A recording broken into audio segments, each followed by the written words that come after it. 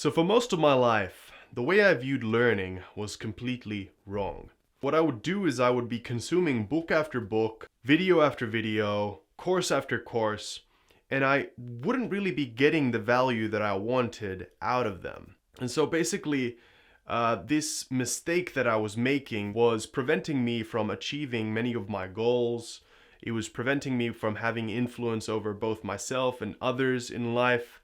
And in general, it was just not allowing me to feel that sense of power that you get when you learn something new and you really effectively push through maybe a challenge, you transcend some problem that you're having in your life. Then what I realized was that maybe it's my mindset. Maybe it has something to do with the way I actually approach the process of learning in the first place. Maybe what I was taught growing up in school and from different grown-ups growing up, maybe that was the issue here. And so what I did then was I went on this kind of journey to learn about the process of learning. So to study the process of learning and how learning happens.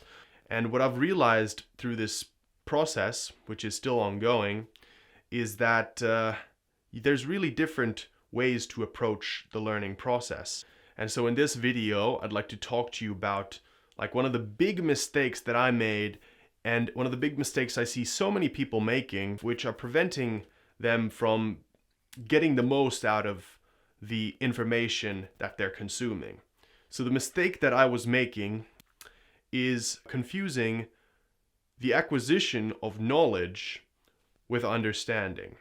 Acquisition of knowledge basically means just taking in a bunch of theory. And so the mistake is stopping there and not actually going a step further into the understanding realm where you actually understand a topic very holistically and very comprehensively.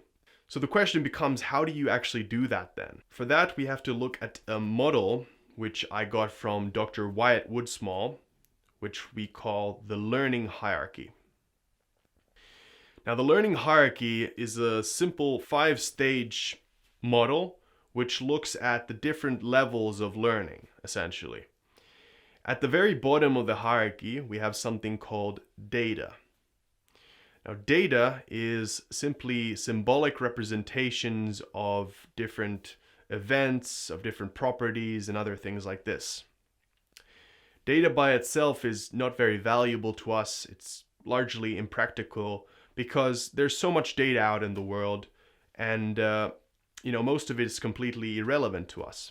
However, if we have some kind of outcome in mind, if we have something that we are striving to achieve, then this data can be useful to us.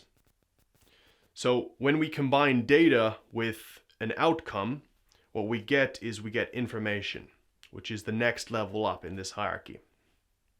Information is more useful than data because, like we've just stated, we have an outcome in mind, so the information is not just random, it's now geared towards a specific topic.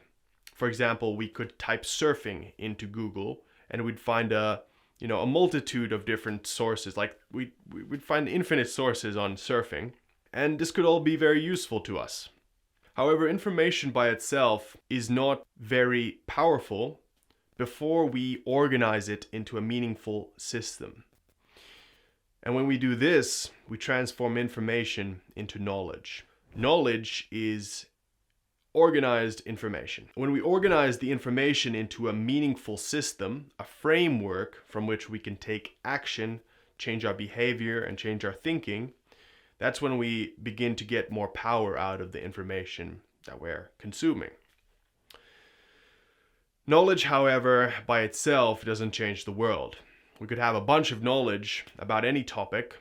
You could have it at your fingertips. In fact, you do, because you have your smartphone, and you can basically get knowledge on absolutely any topic you want. But that doesn't necessarily change your life by itself. What you have to do is you have to transform this knowledge into understanding. And the way we do this is by combining knowledge with experience.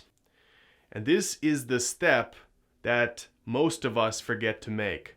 We don't actually take the knowledge that we're consuming and really intentionally look for areas of application for this knowledge.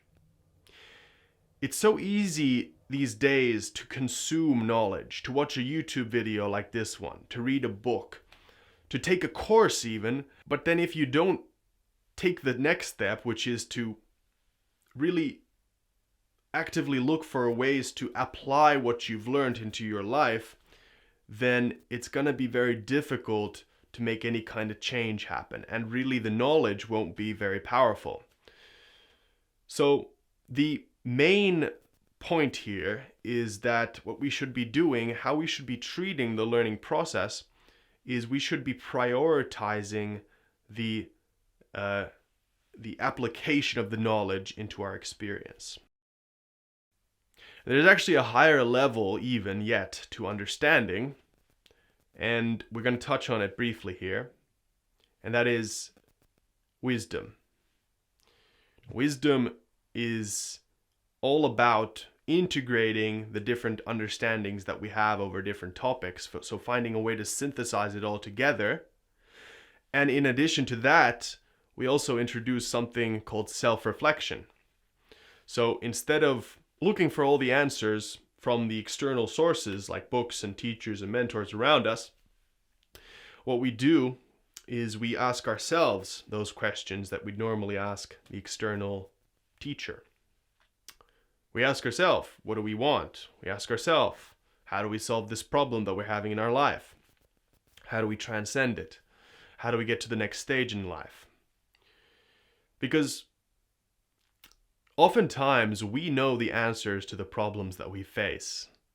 We know them very well, but we prefer to take the less direct approach because it allows us to avoid the problem that we're facing and the real action that we should be taking for longer. So wisdom is about realizing this and then having the courage to actually turn inwards and to solve those problems for ourselves. Wisdom is about making good choices. It's about making decisions. It's about value judgments. It's about learning how to spend your time and energy. And it takes some time to develop wisdom. There's a reason why we associate wisdom with the elderly. However, there are ways in which you can increase your wisdom. For example, awareness practices like meditation that help you ground yourself into the present moment. These can help you develop in wisdom. Some psychedelics can also help with giving you a real radical recontextualization of your life, which can help you increase your wisdom. And you can also just practice things like active journaling, daily journaling, where you're self-reflecting on your life, and other self-reflection exercises and contemplation exercises like this. So, what's the takeaway from this video? What's the actual change in the way you approach life and approach learning? Whenever you consume some kind of information, some kind of knowledge, start with this video. You ask yourself, how can I apply what I learned in this video in the different aspects of my life?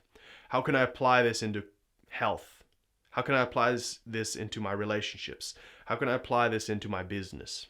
You ask yourself these questions, and then you look at every aspect of your life and you see in what ways I could integrate this new way of seeing the world